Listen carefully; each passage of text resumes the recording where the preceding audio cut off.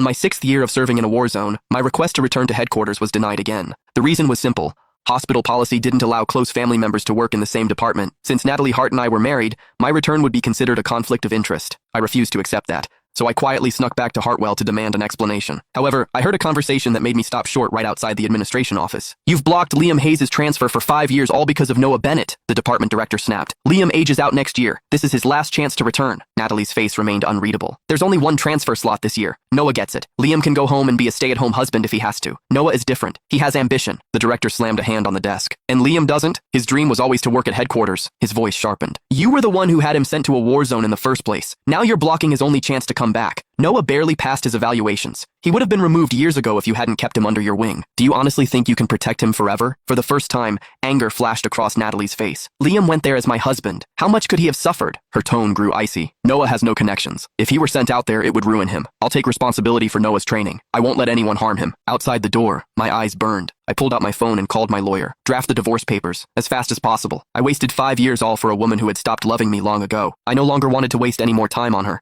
I no longer wanted to love her anymore." The moment I pushed the door open, every voice in the room went silent. Natalie froze. Then her expression darkened as she looked me over. "Who told you to come here?" Her voice was sharp. "The field hospital is short-staffed. Leaving without approval is desertion." Then, she noticed my reddened eyes. Her gaze shifted away, and her voice lost a little of its sharpness. "What did you hear?" Natalie had always been strict about work, even to the point of cruelty. She made no exceptions, even for her own husband. I still remember when I was first transferred to the war zone 5 years ago. I had nearly died more than once under gunfire and explosions. All I wanted was to see her. After getting through all the hoops, I eventually took an illegal border van back to Hartwell and walked until my shoes were ruined, just to speak to her face to face. I thought she would be happy to see me. Instead, Natalie shoved me away the second she saw me. She had berated me. It was as if she couldn't see my exhausted, filthy state. "Liam, do you have no respect for discipline? If you come back without authorization again, I won't go easy on you just because we're married." I wouldn't have believed that she had blocked my transfer for Noah's sake for 5 whole years if I hadn't overheard this conversation. I wouldn't have believed it for a second that she intended to bring him back and mentor him herself. I placed 2 sets of documents on the desk. When I spoke, I sounded calmer than I expected. "This is my application to return to headquarters." I looked at her. "It's been 5 years. With my qualifications, I should be back by now." Natalie rubbed her temples, exhaustion written across her face. "Stop being impulsive, Liam. The transfer rules are clear. Headquarters can't have direct family members in the same department." Her tone sharpened once more. "This decision came from above. Stop making things difficult for me. Husband and wife, that was what we were supposed to be." She stood there, elegant and untouchable, a department chief whose every word could move hundreds of people. Even the pen on her desk cost more than I made in months. And me? I had gone willingly to a war zone because she begged me to help her. I slogged through sand, mud, blood, and smoke for 5 whole years. My hands bore frostbite scars. My clothes were threadbare and thin, having been washed countless times. The colors had even faded to a pale hue.